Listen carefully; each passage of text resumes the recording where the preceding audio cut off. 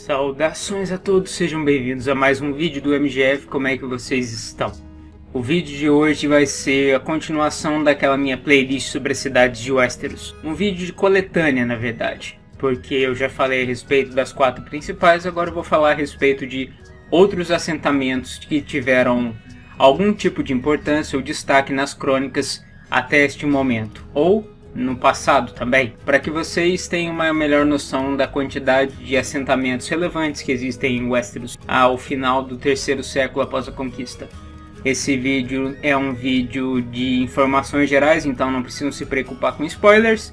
E também, como sempre, peço a todos que curtam o vídeo, se inscrevam no canal, compartilhem o material com os amigos e considerem os meios diretos de contribuição com o meu trabalho, através do Pix, do botão Valeu Demais ou do Clube de Membros. Também peço a todos que deem uma olhadinha aqui embaixo na descrição os links de produtos afiliados do canal da Amazon, pois comprando através deles vocês me ajudam sem custo adicional. Com os recados dados e isso tudo fora do caminho, comecemos a falar a respeito dos assentamentos, cidades-mercado, vilas e aldeias menores de alguma relevância em Westeros.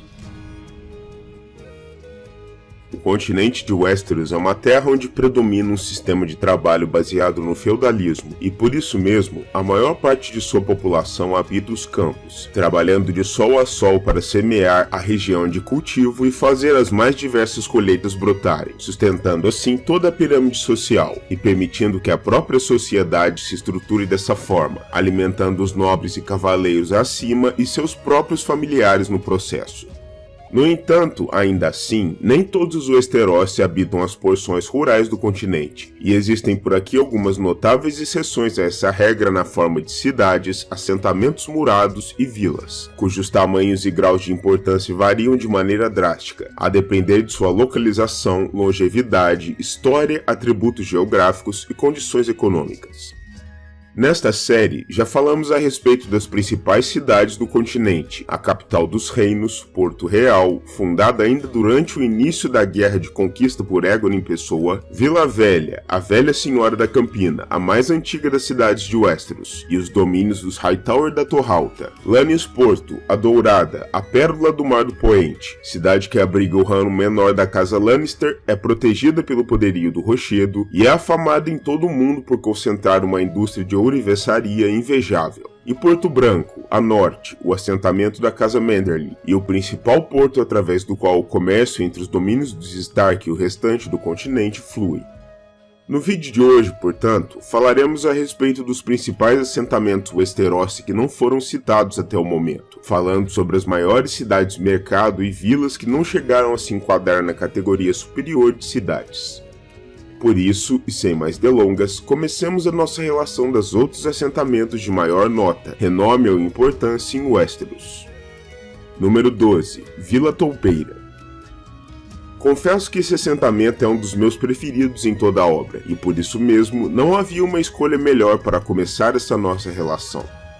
Vila Toupeira é a única aldeia a se localizar sob a sombra da muralha, na região conhecida como a Dádiva, que foi cedida em perpetuidade à patrulha pela casa Stark, para seu sustento e suporte, e a característica que mais distingue o local de qualquer outro em Westeros é a maneira como o assentamento é disposto. 3/4 da vila se localizam no subsolo, fazendo com que ela seja bem maior do que aparenta ser a princípio em um primeiro olhar desavisado. A vila foi construída dessa forma por conta de sua posição geográfica.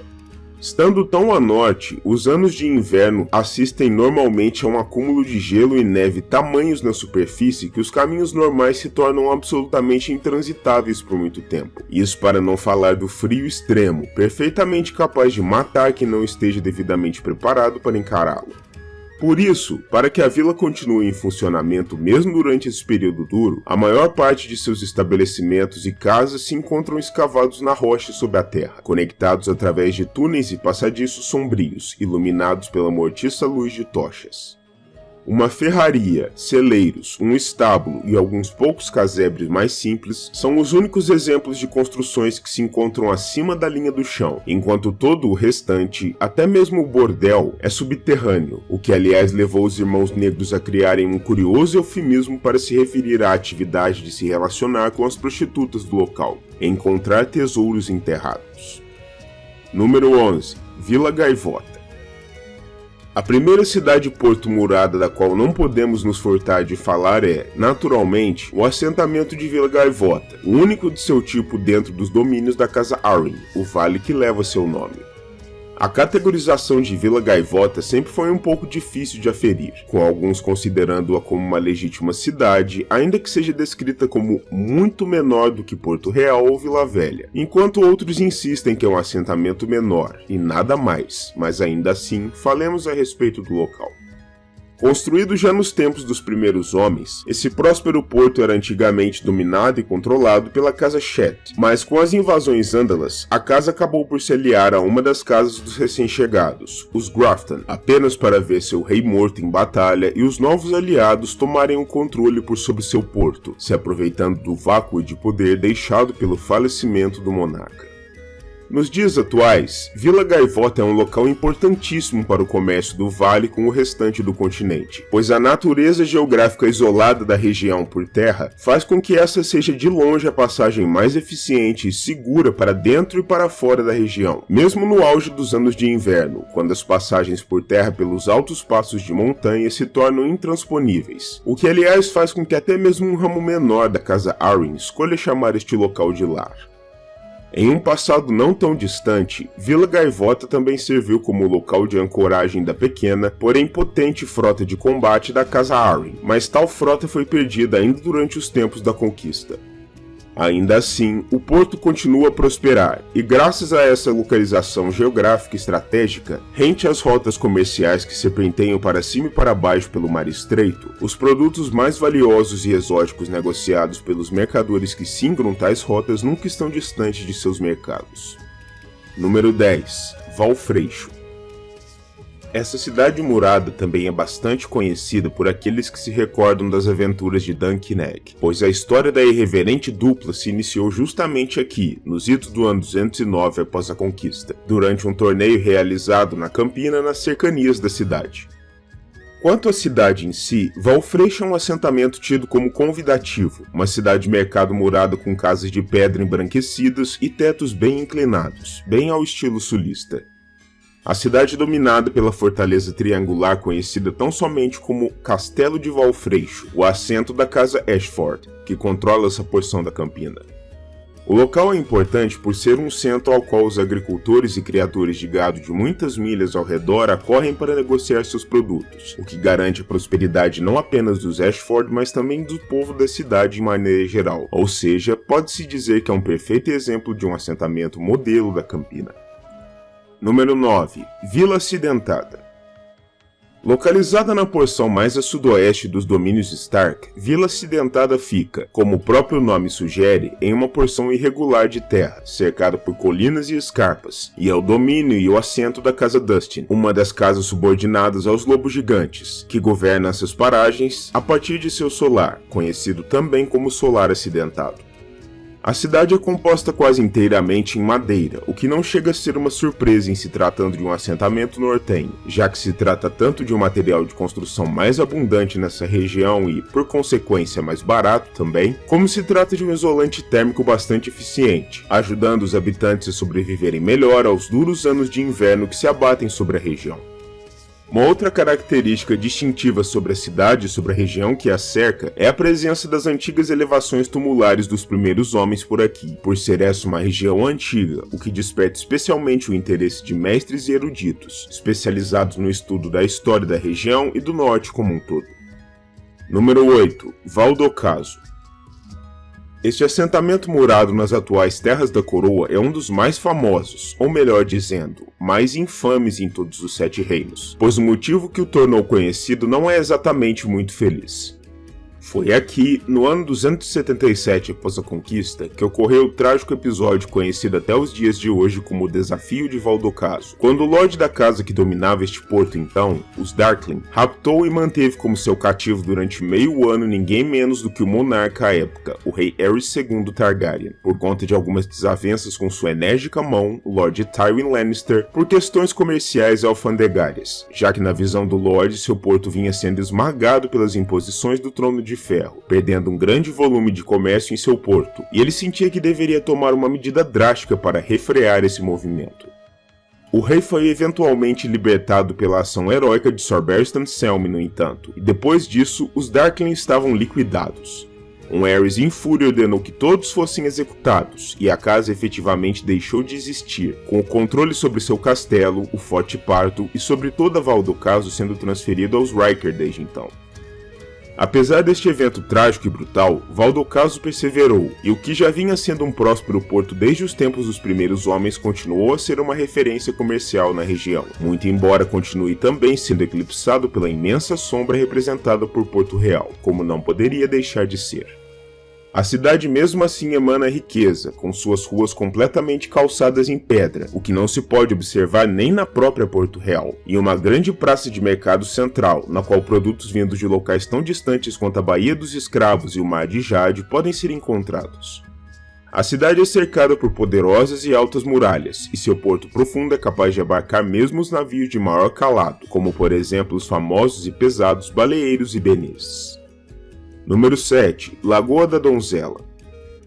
Outro assentamento murado famoso por sua atividade portuária, Lagoa da Donzela é o assentamento e o domínio da Casa Mutton, subordinada diretamente aos Tully de Correrio. Suas muralhas e construções são feitas em pedra rosada, algo que inclusive alude ao salmão avermelhado que é o símbolo dos Mutton, e o seu porto é um dos mais movimentados dessa porção do continente, recebendo navios pesqueiros e comerciais vindos de todas as partes de Westeros e do mundo mais além. A cidade recebeu tal nome por conta de um corpo d'água plácido e famoso em suas cercanias, a Piscina de Jonquil, um pequeno lago de água doce usado como o epicentro de um banho público, e o local onde, segundo a história antiga, o bobo Florian teria avistado a bela donzela, de nome Jonquil, pela primeira vez na vida. Pelo mesmo motivo, por conta de Florian, a cidade também deu a um dos portões de suas muralhas o nome de Portão do Bobo. Número 6. Vila Taboeira. Este assentamento, em conjunto com a cidade sombria que se agarra às fundações dos muros de lança solar, a fortaleza sede da casa Nímeros Martelo, são aquilo que os dorneses têm de mais próximo às cidades dentro de seu território, embora nenhum dos dois assentamentos chegue nem sequer próximo ao patamar de uma verdadeira cidade. Vila Taboeira é mais como um pequeno ancoradouro na desembocadura do Sangue Verde, de longe o corpo d'água mais importante no Principado, que leva a vital água potável até a porção mais interior da península, onde é tão necessária diversas fortalezas na porção árida das areias profundas e onde os órfãos do Sangue Verde singram suas águas em suas alegres barcaças multicoloridas. O porto de Vila Taboeira não é um dos mais profundos, mas ainda assim é fundo o suficiente para receber navios maiores, que vêm dos altos mares, de modo que o local serve como principal ponto de comunicação e troca de mercadorias entre Dorne e o mundo mais além, em especial as cidades livres, com as quais os dorneses historicamente tiveram mais contato comercial do que com o restante de Westeros, nos tempos anteriores à incorporação das terras Martell ao reino Targaryen. Até os dias de hoje, os dorneses ainda mantêm um intercâmbio cultural acima da média com Essos, e por isso, diversos itens exóticos e únicos podem ser encontrados circulando pelos bazares da Vila Taboeira, e estranhos aromas e vívidas cores podem ser experimentados em todos os cantos. Número 5. Salinas.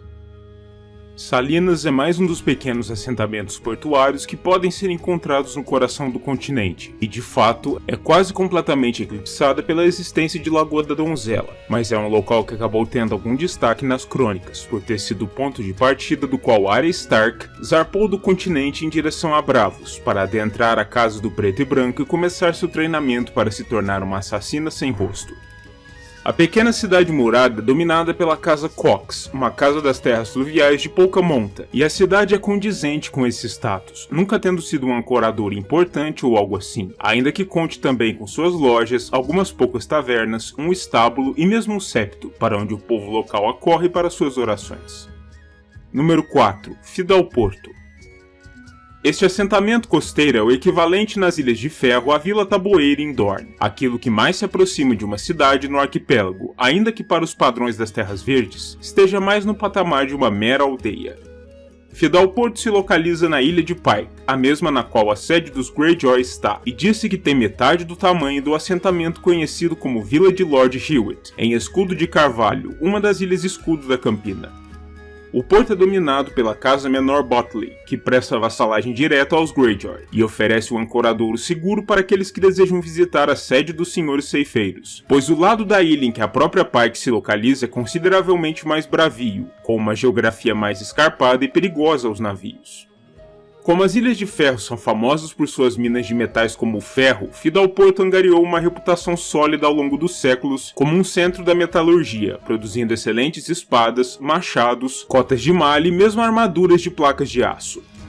Além disso, a indústria naval, naturalmente, também é proeminente aqui, com os estaleiros em Fidal Porto responsáveis por construir e reparar os dracares usados pelos Greyjoy em suas incursões no continente e nos mares. Número 3. Septo de Pedra. Mais uma pequena cidade conhecida por um evento histórico significante foi em Septo de Pedra que uma das mais famosas batalhas da rebelião de Robert foi lutada.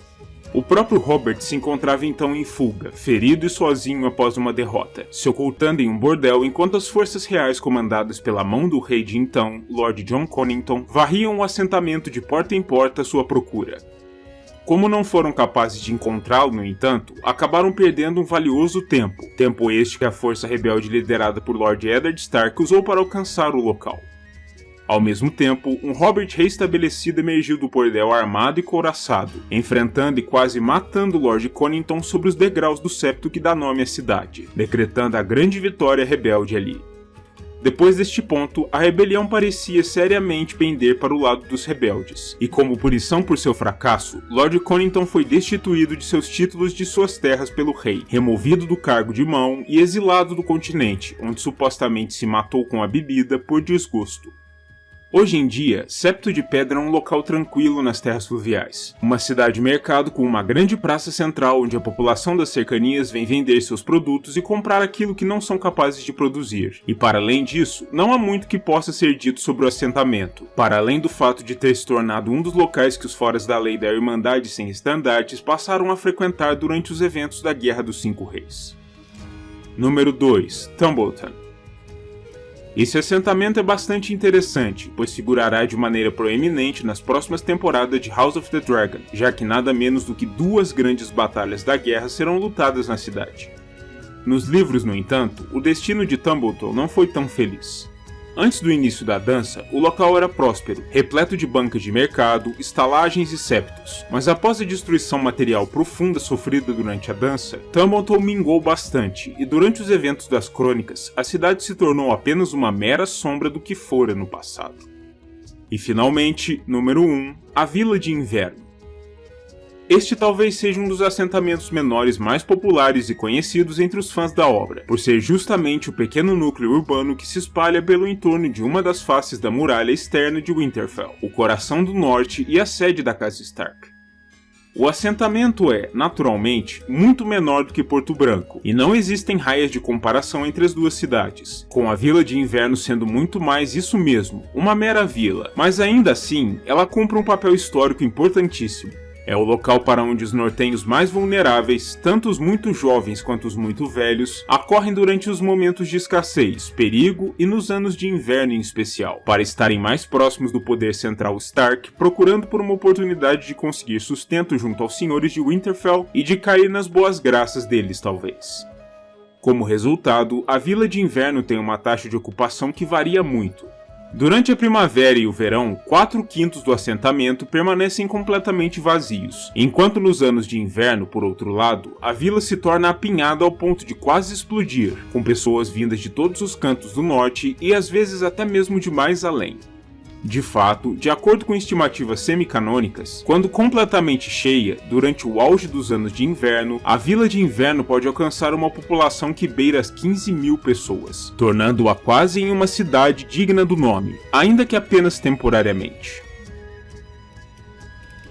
E aí está, esses são os assentamentos menores que eu, pelo menos, acredito que valem a menção. Eu gostaria de saber o que vocês acharam a respeito desses assentamentos escolhidos por mim. Se vocês, por acaso, têm algum favorito sobre o outro. Eu falei a respeito de Vila Topeira, porque eu realmente acho uma vila muito interessante. E agora eu gostaria de saber de vocês, o espaço nos comentários pertence a vocês.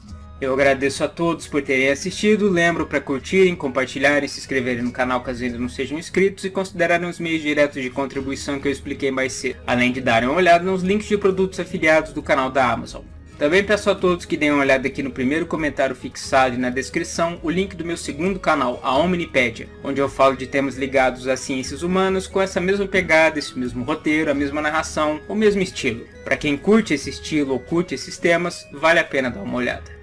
Mais uma vez eu agradeço a todos pela audiência, pela paciência e pelo interesse naquilo que eu faço e verei a todos novamente muito em breve em mais um vídeo aqui pro MGF. Um grande abraço a todos e valeu!